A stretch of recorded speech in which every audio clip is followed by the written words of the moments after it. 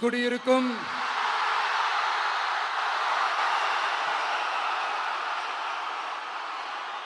திருநெல்வேலி மக்கள் உங்கள் அனைவருக்கும் என்னுடைய வணக்கம். வணக்கம் வணக்கம் வணக்கம் வணக்கம். எல்லாரும் எப்படி இருக்கீங்க?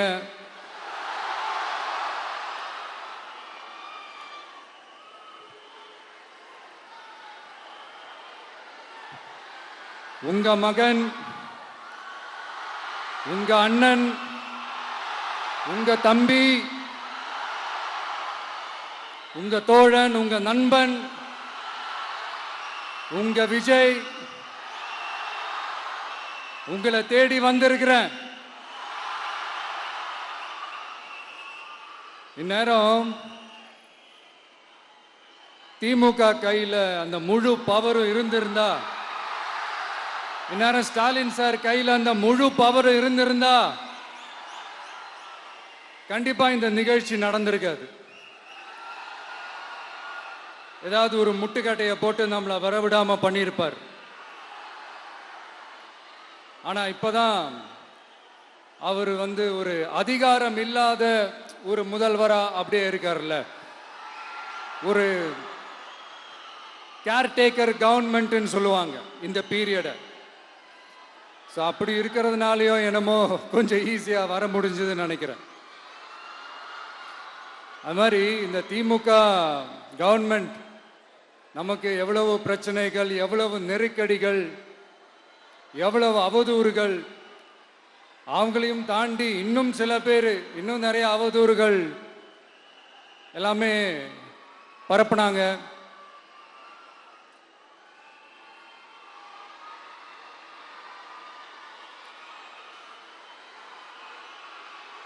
இந்த திமுக கூட்டணிக்கும் பாஜக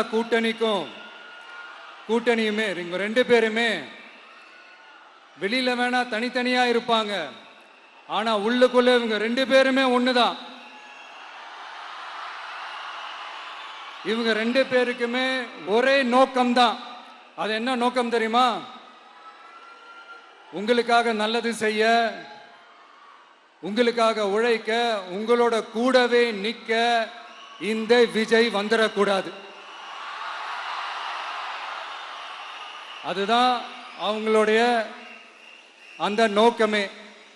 ஏன்னா இந்த விஜய் வந்ததிலிருந்து அவங்க நிறைய இந்த ஊழல்லாம் செஞ்சுக்கிட்டு இருந்தாங்கல்ல, ஒரு லிஸ்ட் போட்டு சொன்னல, அதெல்லாம் அவங்களால செய்ய முடியாம போச்சு. எல்லாத்துலயும் மண்ணு விழுந்துருச்சு. அதனால செம்ம கோபத்தில் இருக்கிறாங்க என் மேல. அதே மாதிரி அடுத்து ஆட்சிக்கு வர முடியாத ஒரு சூழ்நிலைய மக்களே நீங்களே ஆல்ரெடி உருவாக்கிட்டீங்க. இந்த கூட்டணி கணக்கு, அந்த கணக்கு, இந்த கணக்கு எதுவுமே எடுபடல. இந்த அரித்மேட்டிக் கணக்கு, மேத்தமேட்டிக்ஸ் கணக்கு எல்லாமே மண்ணுக்குள்ள புதைச்சிட்டீங்க. அப்புறம் இந்த கொள்ளையடிச்சு வச்சிருக்கிற இந்த பணத்தை எல்லாம் வச்சு கல்லாப்பட்டி கூட்டணின்னு ஒன்று சேர்த்து வச்சிருந்தாரு. அது எல்லாமே இப்ப கலகலத்து போய் நிக்குது. டாப் தனியா, பாட்டம் தனியா, ரீப்பர் தனியா, ஜாயிண்ட் தனியா, அப்படி நிக்குது தனித்தனியா. எல்லாமே அப்படியே ஒட்ட வச்சுக்கிட்டு இருக்கிறாரு. கூட்டணி கட்சிக்காரங்களே ஒருத்தருக்கு ஒருத்தர் ஓட்டு போட்டுக்க மாட்டாங்க போல் இருக்கு. அப்படி இருக்கு நிலைமை இந்த திமுக கூட்டணியில. சரி, இவங்களுக்கு தான் இந்த நிலைமைன்னு பார்த்தா இந்த பாஜக தலைமையில் மற்றும் பலர் அவங்க நிலைமை இன்னும் மோசமா இருக்குது. அதனால மக்களே, இந்த திமுகவோட நேரடி கூட்டணிக்கும் மறைமுக கூட்டணிக்கும் நம்ம மேல காண்டு.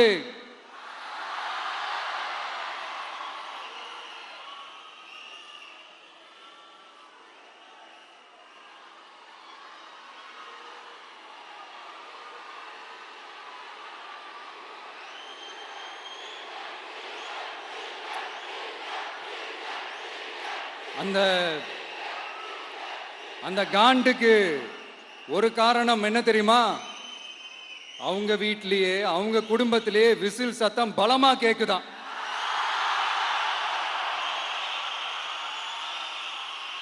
அடுத்த காண்டு அது இந்த சில சில பல கோடிகளை கொடுத்து நம்ம தமிழ்நாட்டு காங்கிரஸை பையில போட்டுக்கிட்டாங்க. யாரு? ஸ்டாலின் சார். ஆனா உண்மையான காங்கிரஸ் யாரு பக்கம் நிக்குது? நம்ம பக்கம் நிக்குது.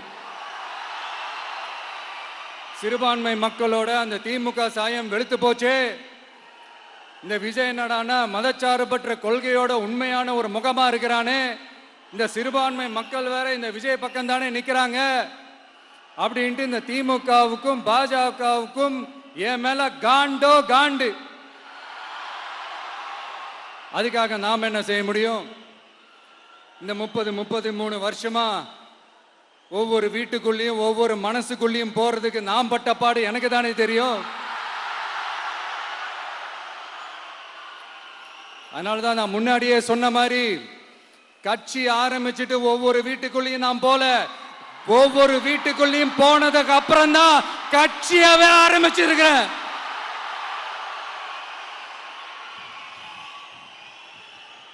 இது இந்த அரசியல் எல்லாத்தையும் தாண்டி இருக்கிற ஒரு உறவு. கட்சி கிட்சி எல்லாத்தையும் தாண்டி இருக்கிற ஒரு உறவு. இது ஒரு பூர்வ ஜென்ம பந்தம். இது சும்மா இந்த அரசியல் ஆதாயம் தேடுறவங்களுக்குலாம் இது என்னன்னே புரியாது. இது மற்றவங்களுக்கு வேணா எலெக்ஷன். ஆனா இந்த விஜய் கூட நிக்கிறவங்களுக்கும் இது ஒரு இமோஷன். நான் சந்தோஷப்பட்டா மக்கள் சந்தோஷப்படுறாங்க, மக்கள் சந்தோஷப்பட்டா நான் சந்தோஷப்படுறேன். எனக்கு ஒண்ணுனா மக்களுக்கும், மக்களுக்கு ஒண்ணுனா எனக்கும் கண்ணு கலங்கும். எவ்வளவு அவதூறுகள்! இந்த கரூர் விஷயத்தை பத்தி ஊருக்கே தெரியும். ஆனா போடு, விஜய் மேல பழிய போடு. என்னடா இவ்வளவு பெரிய ஒரு பழிய தூக்கி விஜய் மேல போட்டாலும் மக்கள் விஜய் கூடவே நிக்கிறாங்க. இது என்னடா அதிசயமா இருக்குது அப்படின்ட்டு அது ட்ரை பண்ணி பார்த்தாங்க. அது மக்கள் கிட்ட எடுபடல. சரி, அடுத்து வேற என்ன பண்ணலாம்? முடக்கு. ஜனநாயகனா முடக்கு. படத்தை முடக்குனா கொஞ்சம் பையன் கொஞ்சம் டிஸ்டர்ப் ஆயிடுவான். அதனால படத்தை முடக்கு. இது யாரு முடக்குனாங்கன்றது உங்களுக்கே தெரியும். அது நான் சொல்ல வேண்டிய அவசியம் உங்களுக்கு இல்லை. ஆனா இவன் படத்தை முடக்கினாலும் அவன் பாட்டுக்கு அதை கண்டுக்காம அவன் பாட்டுக்கு வேலையை பார்த்துட்டு போயிட்டே இருக்கான். அதுவும் எடுபடலை. சரி, அடுத்து வேற என்ன பண்ணலாம்? போடு, SOPன்னு ஒண்ணு போடு. விஜய்க்கு மட்டும் தனியா ரூல்ஸ், தனியா ரெகுலேஷன்ஸ், தனியா கண்டிஷன்ஸ். அவனுக்கு மட்டும் போடு. மற்ற கட்சிகள்லாம் விடு, விஜய்க்கு மட்டும் தனி கண்டிஷன்ஸ் போடு. அவன் வெளியவே வரக்கூடாது, மக்களை சந்திக்கவே கூடாது. என்னாச்சு? அதுவும் எடுபடல. சரி, அடுத்து வேற என்ன பண்ணலாம்? நம்மளை சுத்தி இருக்கிறவங்கள வச்சு, அதாவது இத்தனை வருஷமா வெயிட் பண்ணி இப்போ எலெக்ஷனுக்கு 30 நாளைக்கு முன்னாடி கரெக்டா அந்த டைம் பார்த்து ஒரு அவதூறு பரப்ப வேண்டியது. அது என்னன்னு உங்களுக்கே தெரியும். அதுவும் மக்கள் கிட்ட எடுபடல. அது மாதிரி எத்தனை சோதனைகள், எத்தனை வேதனைகள் நீங்க கொடுத்தாலும் இந்த திமுகனாலேயோ இல்ல இந்த பாஜகனாலேயோ இல்ல இந்த மற்றும் பலர்னாலேயோ இல்ல எந்த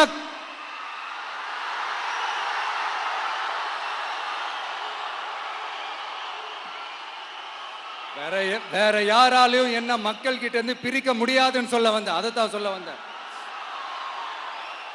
ஒவ்வொரு வீட்டில் இருக்கிற ஒவ்வொரு விஜயும் இருக்கிற வரைக்கும் என்ன மக்கள் கிட்ட இருந்து பிரிக்கவே முடியாது. இப்படி இந்த சொந்த பந்தம் இவ்வளவு ஸ்ட்ராங்கா இருக்கிறதுனாலதான் நான் முன்னாடியே சொன்ன 234 தொகுதியிலும் இந்த விஜய் தான் வேட்பாளர் அப்படின்னு தான் அதை நான் செஞ்சிருக்கிறேன். ஏன்னா நம்மளுடைய வேட்பாளர்கள் யாரும் டாட்டாவோ பிர்லாவோ அம்பானியோ அதானியோ கிடையாது. நம்ம வீட்டில் இருக்கிறவர், நம்ம குடும்பத்தில் இருக்கிற ஒருத்தரை தான் நான் வேட்பாளராக செலக்ட் பண்ணியிருக்கிறேன். அப்படி செலக்ட் பண்ணி தான் உங்ககிட்ட நான் ஒப்படைச்சிருக்கிறேன்.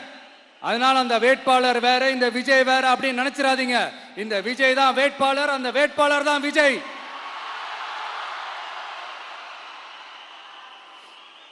இத்தனை வருஷம் யார் யாருக்கோ ஓட்டு போட்டீங்க. ஆனா இந்த வருஷம் உங்க வீட்டில் இருக்கிற ஒருத்தருக்கு, உங்க வீட்டில் இருக்க நம்ம குடும்பத்தில் இருக்கிற ஒருத்தருக்கு நம்ம ஓட்டு போட போறோம்.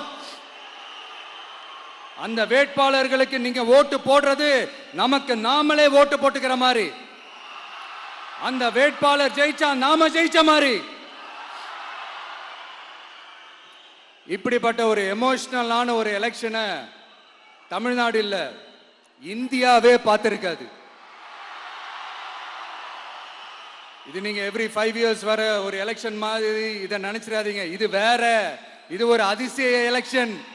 50 வருஷத்துக்கு ஒரு வாட்டி நடக்கிற ஒரு எலெக்ஷன் மாதிரி. அதனால அந்த சான்ஸை மிஸ் பண்ணிடாதீங்க மக்களே. ஒரு காமராஜர் தானா, ஒரு அண்ணா தானா, ஒரு எம்ஜிஆர் தானா நம்ம தமிழ்நாட்டுக்கு? அவங்கள மாதிரி வேற யாருமே வந்துட மாட்டாங்களா அப்படின்னு நீங்க ஏங்கினது எனக்கு தெரியும். அத மனசுல வச்சுக்கிட்டு தான் நம்ம டிவிக்கே வந்திருக்கிறோம். நம்ம டிவிக்கு யார் யார் மாதிரி எல்லாம் உழைக்கும் சொல்லவா? ஐயா முத்துராமலிங்க தேவர் மாதிரி, ஐயா வீரன் சுந்தரலிங்கம் மாதிரி, ஐயா வாவுசி மாதிரி, ஐயா அழகு முத்துக்கோன் மாதிரி, ஐயா கட்டபொம்மன் மாதிரி, ஐயா ஒண்டி வீரன் மாதிரி, ஐயா குரூஸ் பெர்னாண்டஸ் மாதிரி மாதிரி ஒட்டுமொத்த தமிழ்நாட்டு மண்ணுக்கும் உழைக்கும், உழைச்சிக்கிட்டே இருக்கும். இந்த எலெக்ஷன்ல நம்ம டிவிக்கு ஆட்சி அமைஞ்சா அதென்ன அமைஞ்சா அமைக்கிறோம். எப்படி அமைக்கிறோம்? நம்ம டிவிக்கு ஆட்சி அமைஞ்ச உடனே பெண்கள், இளைஞர்கள் எல்லாருமே நல்லா இருப்போம், நல்லா இருப்போம், நல்லா இருப்போம். விவசாயிகள், மீனவர்கள், உழைக்கிற மக்கள் எல்லாருமே நல்லா இருப்போம், நல்லா இருப்போம், நல்லா இருப்போம். இன்னும் பல வருஷத்துக்கு நம்மளுடைய குடும்பங்கள், நம்மளுடைய சந்ததிகள், நம்மளுடைய தலைமுறைகள் எல்லாருமே நல்லா இருப்போம், நல்லா இருப்போம், நல்லா இருப்போம். அதனாலதான் மீண்டும் மீண்டும் சொல்றேன், வேற யாருக்காவது ஓட்டு போட்டு உங்க ஓட்டை வேஸ்ட் பண்ணிடாதீங்க. அதனாலதான் பார்த்து பார்த்து உங்களுக்கான வாக்குறுதிகளை நாம அதை அறிவிச்சிட்டு இருக்கிறோம். சொல்லாதத, செய்ய முடியாததெல்லாம் சொல்லவே மாட்டோம். அதுல ரொம்ப உறுதியா இருக்கிறோம். சொல்லாததை செய்வோம், அது வேற விஷயம். ஆனா செய்யறத மட்டும்தான் சொல்லுவோம். யங்ஸ்டர்ஸ், விவசாயிகள், மீனவ, இந்த மாதிரி பல திட்டங்கள் இருக்கு, எல்லாத்தையுமே நிறைவேற்றுவோம். இந்த விஜய் அதை சாத்தியமாக்கி காட்டுவான். இதை நான் ஏன் இவ்வளவு ஸ்ட்ராங்கா சொல்றேன் அப்படின்னா, மக்கள் பணத்திலிருந்து ஒரு பைசா கூட தொட வேண்டிய அவசியமே எனக்கு இல்லை. உங்களுக்கு புரியுதுங்களா? உங்களுக்கு மக்களுக்கு தப்பே நடக்காது, தப்பே நடக்க விட மாட்டேன். இப்ப நான் சொன்னல, மக்கள் காசுல இருந்து ஒரு பைசா கூட தொட மாட்டேன்னு. அதை இப்ப ஆண்டுகிட்டு இருக்கிறவங்க, இதுக்கு முன்னாடி ஆண்டவங்க தில்லா சொல்ல முடியுமா? என்னை எதிர்த்துட்டு இருக்கிறவங்களால தில்லா, கட்ஸா, கெத்தா இத சொல்ல முடியுமா? நீங்க ஒழுங்கா ஆட்சி நடத்திருந்தா பெண்கள் பாதுகாப்பு ஏன் இவ்வளவு மோசமா இருக்குது? இளைஞர்களுக்கு ஏன் வேலை வாய்ப்பு இல்லாம போச்சு? போதைப் பொருள் கலாச்சாரம் ஏன் அதிகமா இருக்கு? சட்டம் ஒழுங்கு ஏன் சரியா இல்ல? வன்முறை ஏன் தலைவரிச்சு ஆறுது? இதுக்கு உங்களால பதில் சொல்ல முடியுமா ஸ்டாலின் சார்? பதில் சொல்ல தகுதி இருக்கான்னு தான் கேட்டிருக்கணும். ஆனா கொஞ்சம் நாகரிகம் கருதி அப்படி வேணான்னு பாக்குறேன். 2-2.5 வயசு குழந்தைய துள்ள துடிக்க உங்க திமுக நிர்வாகி ஒருத்தன் கொன்னானே, அதுக்கு என்ன பதில் சொல்ல போறீங்க? விளாத்திக்குளம் பக்கத்துல +2 படிக்கிற ஒரு பொண்ணு டாய்லெட் வசதி சரியா இல்லாம ஒரு அவசரத்துக்கு காட்டு பக்கம் போய் ஒதுங்கினாங்களே, என்னாச்சு? இந்த உலகத்தை விட்டே போயிட்டாங்க. அதுக்கு என்ன பதில் சொல்ல போறீங்க? இந்த பிள்ளைங்களை உங்களால திருப்பி கொடுக்க முடியுமா சார்? 5 வருஷமா போலீஸ் டிபார்ட்மெண்ட்டை கையில வச்சுக்கிட்டு என்ன சார் பண்ணீங்க? பொம்மைகள் மாதிரி வச்சு விளையாடிட்டு இருந்தீங்களா? ஒரு மனசாட்சின்றது வேணாம். நாங்குநேரி பிரச்சனையை பத்தி பேசினா அது போதையில நடந்துச்சான், போதை பொருட்கள்னால அது நடந்துச்சான். பெரிய கண்டுபிடிப்பு, எங்களுக்கு தெரியாது பாரு. அது எங்களுக்கும் தெரியும், உங்களுக்கும் தெரியும். கேள்வி அது இல்ல, அதை ஏன் தடுக்கலன்றதுதான் எங்களுடைய கேள்வி. இது மட்டுமா? மணலை திருடுறாங்க, மண்ணை திருடுறாங்க, மலைகளை முழுங்குறாங்க, சட்டவிரோதமா கல்குவாரி நடத்துறாங்க, மணல் மாஃபியா அது ஒரு பக்கம் நடந்துகிட்டு போகுது. இன்னொரு பக்கம் மினிஸ்டர்ஸ் கொள்ளையடிக்கிறாங்க, இன்னொரு பக்கம் குடும்பமா சேர்ந்து கொள்ளையடிக்கிறாங்க. டாஸ்மாக்ல ஊழல், நகராட்சி துறையில ஊழல், இப்படி ஊழல் ஊழல், ஆட்சி முழுக்க ஊழல் ஊழல்லே ஊறி போய் நாரி போய் கிடக்குது. எந்த மூஞ்ச வச்சுக்கிட்டு சார் வந்து ஓட்ட கேட்பீங்க?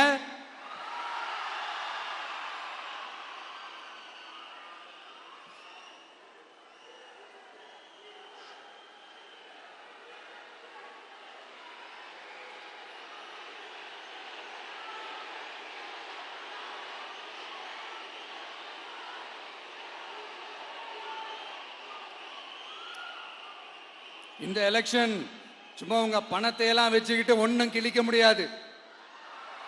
உங்க பணத்தை எல்லாம் வச்சு மக்கள் எல்லாம் விலைக்கு வாங்கவே முடியாது. இது ஒரு மாற்றத்திற்கான ஒரு எலெக்ஷன். ஒட்டுமொத்த தமிழ்நாட்டு மக்களும் அந்த மாற்றத்தை கொண்டு வர போற அந்த எலெக்ஷன். இது உங்களாலேயோ இல்ல அந்த மற்றும் பலர்னாலேயோ ஒன்னும் தடுக்க முடியாது. அதனால மக்களே, ஏப்ரல் 23 காலையில சும்மா பக்காவா ரெடி ஆயிட்டு வீட்டில் இருக்கிற சாமியெல்லாம் கும்பிட்டுட்டு உங்க ஓட்டர் ஐடி கார்டு கையில் எடுத்துக்கிட்டு முதல்ல பூத்துல போய் நின்று அந்த விசில் சின்னத்துக்கு நேரா இருக்கிற அந்த பட்டனை ஒரு அழுத்துங்க. இது ஒரு தலைமுறைக்கான ஒரு தேர்தல், உங்களுக்கான தேர்தல். எப்பேற்பட்ட வசதியான வாழ்க்கையா இருந்தாலும் எல்லாத்தையும் தூக்கி எறிஞ்சிட்டு உங்களுக்காக மட்டுமே வந்திருக்கிறேன். உங்களுக்காக நன்றி கடன் செலுத்துறதுக்காக மட்டுமே வந்திருக்கிறேன். அத்தனை வழிகளையும் தாங்கிக்கிட்டு உங்களுக்காக மட்டுமே வந்திருக்கிறேன். ஒரு நாளும் பொய் சொல்லி உங்களை நான் ஏமாத்தவே மாட்டேன். இந்த 4 முனை போட்டி, 40 முனை போட்டி, எத்தனை முனை போட்டின்னு எத்தனை உருட்டினாலும் இங்க 2 முனை போட்டி மட்டும்தான். ஒண்ணு, இன்னொன்னு எஸ், ஒன்னு டிவிகே, இன்னொன்னு டிஎம்கே. மக்கள் விரோத ஆட்சி நடத்துற ஸ்டாலின் சார் வேணுமா? மக்களை நேசிக்கிற உங்க விஜய் வேணுமா? அவ்வளவுதான் இந்த எலெக்ஷன். அதனால உங்க மகனுக்கு, உங்க அண்ணனுக்கு, உங்க தம்பிக்கு, உங்க பிள்ளைக்கு